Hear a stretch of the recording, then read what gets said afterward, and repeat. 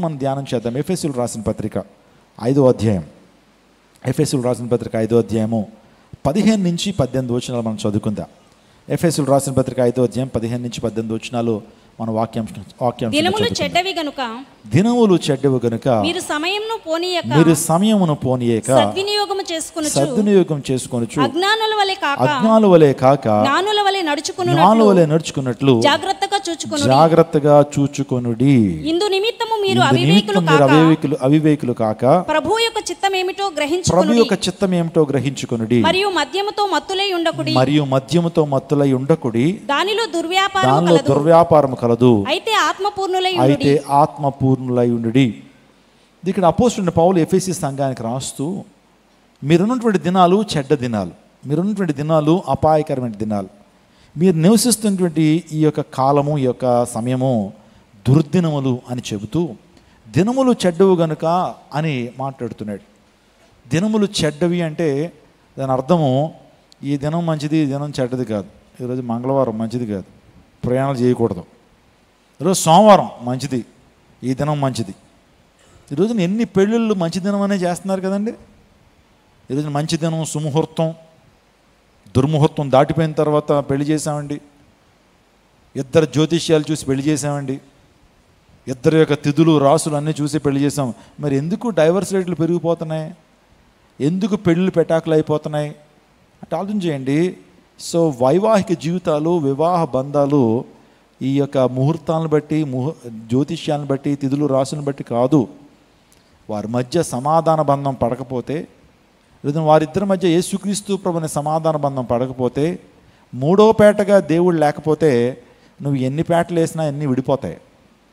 కానీ ఏ కుటుంబాల్లో అయితే దేవునికి, ఏ కుటుంబాలు అయితే క్రీస్తుకి ప్రాధాన్యతనిస్తారో వారి కుటుంబాలు ఆశీర్వాదకరంగా, దీవెనకరంగా ఉంటాయి.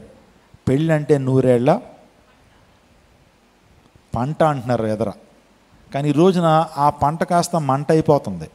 పెళ్ళంటే 100 ఏళ్ల మంట అయిపోతుంది. ఎందుకంటే వారి కుటుంబాల్లో క్రీస్తు లేకపోవడం ద్వారా మంటగానే తయారవుతున్నాయి. ఎంతమంది కుటుంబాలు, ఎంతమంది వైవాహిక జీవితాలు పంటగా ఉంటున్నాయి. కలిసి జీవించాలని వారిద్దరు కూడా ప్రేమించి పెళ్లి చేసుకున్నామని చెప్పి కుటుంబ జీవితాన్ని ప్రారంభిస్తున్నారు. కొన్ని రోజులకి, కొన్ని సంవత్సరాలకి ఏంటి మంట స్టార్ట్ అయిపోతుంది. ఇద్దరి మధ్య విడాకులు, ఇద్దరి మధ్య గొడవలు, ఇద్దరి మధ్య మనస్పర్ధనలు, మిస్అండర్స్టాండింగ్లు, అనుమానాలు ఎందుకు బయలుదేరుతున్నాయి? కుటుంబాల్లో క్రీస్తు లేకపోవటం వల్ల. కుటుంబాల్లో నిజంగా ఐక్యతను కలిగించేటువంటి సమాధానపకర్త యేసు ప్రభు వారు లేకపోవడం ద్వారా ఈ ప్రపంచంలో అనేకమైన డైవర్స్ రేట్లు పెరిగిపోతున్నాయి, విడాకులు పెరిగిపోతున్నాయండి. చాలా ఆశ్చర్యం. నేను చాలామంది మన ఫోటోలు తీస్తారు కదండి, వీడియోగ్రఫీ తీసేటువంటి వారు. మొన్న ఒక తమ్ముడు చెప్తున్నాడు, అన్నా మేము వివాహానికి చక్కగా రేటు మాట్లాడుకున్న తర్వాత పొరపాటున వాళ్ళు పేమెంట్ ఇవ్వడంలో లేట్ చేశారా, పేమెంట్ పోతుంది అన్నాడు. ఎందుకు ఇవ్వట్లేదని అంటే, అదేంటన్నా పెళ్లి చేసుకున్నంతసేపు బాగానే ఉంటున్నారు, పెళ్ళి అయిన తర్వాత ఒక నెల తర్వాత పోన్లే పెళ్ళి అడావుడిలో ఉన్నారు, పెళ్లి పనుల్లో ఉన్నారు, ఈ టైంలో ఏం అడుగుతానులే అని చెప్పి మేము అడగట్లేదు. ఓ నెల అయిన తర్వాత వెళ్ళి డబ్బులు అడుగుతుంటే మేము ఇవ్వం బాగుంటున్నారట. పెళ్ళి అవటం వాస్తవమే, నెల అయిన తర్వాత విడాకులు కూడా అయిపోయింది, ఇంకేంటి నీకు డబ్బులు ఇచ్చేది, ఆ ఫోటోలు నువ్వే ఎక్కడన్నా ఏం చేయి అమ్ముకో, లేకపోతే ఇంట్లో నువ్వే సంచిలో పెట్టేసుకుంటున్నారట. ఎంత భయంకరం ఏంటన్నా. వివాహం అయిన తర్వాత ఒక నెల కూడా ఉండట్లేదా? అవును, ప్రస్తుత సమాజం అలా మారిపోతూ ఉంది. దినములు చెడ్డవు గనుక సమయాన్ని పోనేవిక. ఈరోజు మనందరం కూడా అంత్య దినాల్లో ఉన్నాం, కడవరి దినాల్లో ఉన్నాం, అపాయకరమైన దినాల్లో ఉన్నాం. యేసు ప్రభు వారు ఆయన రాకడి గుర్తులు ఏమైతే చెప్పాడో ఆ రాకడి గుర్తులన్నీ నెరవేర్చబడుతున్నాయి. అంత్య దినాల్లోనట ప్రజలట ప్రేమహీనులుగా మారిపోతారట. అంటే వారి మధ్య ప్రేమ బంధం అనేటువంటిది ఉండదు. కుమారులు తల్లిదండ్రులను ప్రేమించలేరు, తల్లిదండ్రులు కుమారులను కుమార్తెలను ప్రేమించలేరు. భయంకరమైన ప్రేమహీనత అంత్య దినాల్లో కనబడుతుందట. అక్రమ విస్తరించు చేత ప్రేమ చల్లారిపోతుంది. ఈరోజున మనుషుల్లో ప్రేమ చల్లారిపోవడానికి కారణం ఏంటి తెలుసా? అక్రమ జీవితాలు, క్రమమైనటువంటి జీవితం లేదు. నా ఇష్టం అండి, నేను ఇలాగే బతుకుతాను, నా ఇష్టం, ఒకటి కాదా 10 పెళ్ళిళ్ళు చేసుకుంటాను అని ఇష్టానుసారంగా జీవించడం. నా శరీరం, నా జీవితం, నా డబ్బు, నా ఇష్టం, నేను తాగుతాను, తిరుగుతాను, తింటాను, కొడతాను, జైల్లోకి వెళ్తాను, అది నా లైఫ్, నా ఇష్టం. ఇది అక్రమం కాదా? మనిషి క్రమంగా జీవించొద్దా? అక్రమం చేయవాళ్ళారా నా యుద్ధ నుంచి పొండి అన్నాడు. క్రమం ఉంది, దేవుని వాక్యంలో క్రమం ఉంది. క్రమబద్ధీకరంగా జీవించాలి. యవనస్తుని రోజున పట్టుకోగలుగుతున్నావండి?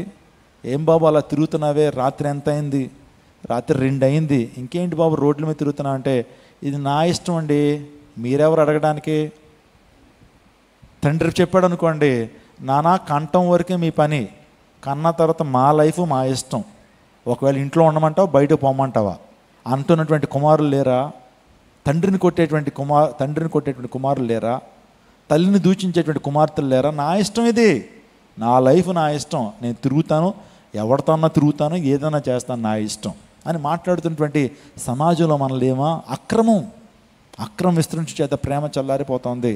దేవుని వాక్యానికి లేబోవటం అని దేవుని వాక్యానికి విధేయత చూపించడం అని కానీ, నిజంగా సంఘ నాయకుడికి సేవకుడికి విధేయత చూపించడం అనేటువంటి అంశాలు మనకు కనపట్ల.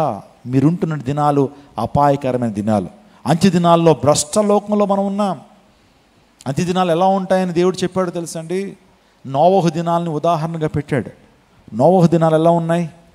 నోవహు దినాలు ఎలా ఉన్నాయంటే, ప్రజలు తినుచు త్రాగుచు పెండ్లాడుచు పెండ్లి గీయబడుచు ఉన్నారట. అంతలోనే జలప్రళయం వారి మీదకి వచ్చింది. అదే రీతిగా సొదొమ గొమొర్రా లాంటి దినాలు అన్నాడు, అపాయకరమైన దినాలు. అంత్య దినాలు ఎలా ఉంటాయి అంటే, సొదొమ గొమొర్రా అనే ప్రాంతంలో భయంకరమైనటువంటి పాపం పెరిగిపోయింది. నిజంగా ఆనాటి సమాజం ఎలా ఉన్నారంటే, వాయు వరుసలు లేనిటువంటి అక్రమ జీవితాన్ని జీవిస్తున్నారు. దేవుడు అంటే కనీసం భయం లేదు. దేవుడు అనేటువంటి వాడు ఉన్నాడు, ఆయన మాపై శిక్ష విధిస్తాడు. నీతి, న్యాయం, ధర్మము, ప్రేమ, సంతోషం, నిజంగా దైవిక భీతిని కలిగి ఉండాలనేటువంటి ఆలోచన మనుషులు కోల్పోయారు. దేవుడు చూశాడు. ఈ ప్రజలను ఆయన కలుగు చేసినందుకు ఆయన సంతాపం ఉంది. ఆకాశం నుంచి అగ్ని గంధకాలు కురిపించాడు ఆయన. సొదొమ గొమొర్రా ప్రజలకి అనేక సందర్భాల్లో సేవకులను పంపించి వారి యొక్క దుర్గతి గురించి, వారి యొక్క ప్రమాదం గడియల గురించి చెప్పించేశారు, కానీ వారు వినలా. తద్వారా దేవుడు ఆకాశం నుంచి అగ్ని గంధకాలను కురిపించాడు. నేటి సమాజంలో కూడా భయంకరమైన పాపం అండి. శృతి మించినటువంటి లైంగిక పాపాలు ఈ రోజున మనుషుల్లో మనం చూస్తున్నాం. విపరీతమైన ధోరణులు మనం చూస్తున్నాం.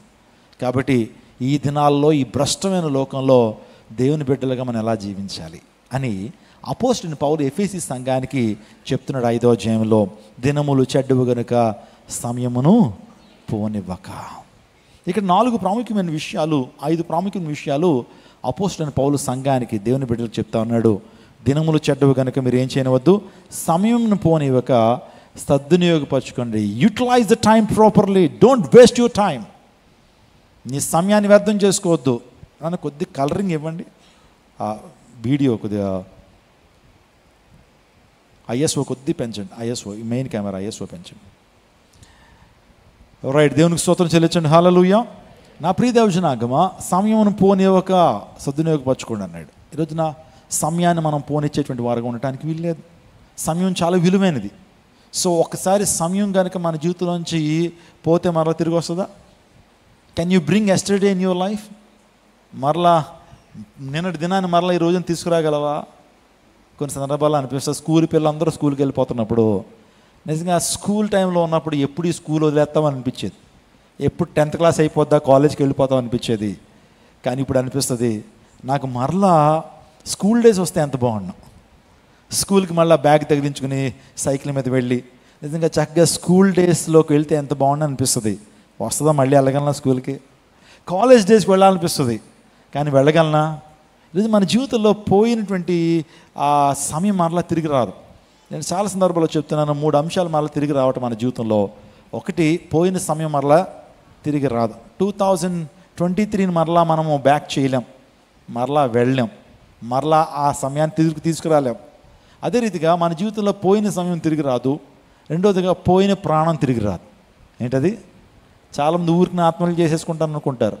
ఆత్మహత్య చేసుకున్న తర్వాత నరకాగ్ని గుండంలో కాలుతున్నప్పుడు అయ్యో అనవసరంగా ఆత్మహత్య చేసుకున్నాను బాధపడతారు. అర్థమవుతుందా? పోయిన ప్రాణం కూడా తిరిగి రాదు. కొంతమంది సరదాగా తల్లిదండ్రులను భయపెట్టడం కొరకు చాలామంది ఊరేసుకున్న వాళ్ళు నాకు తెలుసు. తీరా పోసుకుని ఊరేసుకున్న తర్వాత ఊరి బిగిసిపోయింది, చచ్చిపోయిన వాళ్ళు చాలామంది ఉన్నారు. ఎవరిని భయపెట్టడానికి? అమ్మ, జీవితంతో ఆటలాడొద్దు, అర్థమైందా? కొన్నిసార్లు ఇరుక్కుపోతావు, జాగ్రత్త. సో మూడోది ఏంటంటే, పోయిన అవకాశం మరలా తిరిగి రాదు. కోల్పోయిన అవకాశం కూడా తిరిగి అందరూ బట్టి ఇదే మిక్కిలి అనుకూలమైన సమయం, ఇదే రక్షణ దినం. ఒక్కసారి ప్రభు యందు విశ్వాసం ఉంచేటువంటి అవకాశాన్ని పోగొట్టుకున్నట్లయితే, రక్షణ పొందడానికి నువ్వు వాయిదాలు వేస్తున్నట్లయితే, దేవుని కోసం నువ్వు వాడబడ్డానికి, దేవుని కోసం పనిచేయడానికి నువ్వు వాయిదాలు వేస్తున్నట్లయితే అవకాశం మళ్ళా నీకు రాకపోవచ్చు. అర్థమవుతుందా? దేవుడు నీకు అవకాశాన్ని ఇస్తున్నాడు అంటే ఒకవేళ దాన్ని దుర్వినియోగపరుచుకుంటే, నీ పరిచర్య చేయను అని ఒకవేళ దుర్వినియోగపరుచుకుంటే దేవుడు నిన్ను తీసి వేరే ఒకరిని పెడతాడు ఆ ప్రాంతంలో. అందరు బట్టి don't misutilise your opportunity. Once opportunity will be gone in your life, it will never come back. ఎప్పుడు నీ జీవితంలో మరలా అది తిరిగి రాదు అనే విషయాన్ని జ్ఞాపకం చేస్తున్నా. సమయాన్ని పోనివ్వక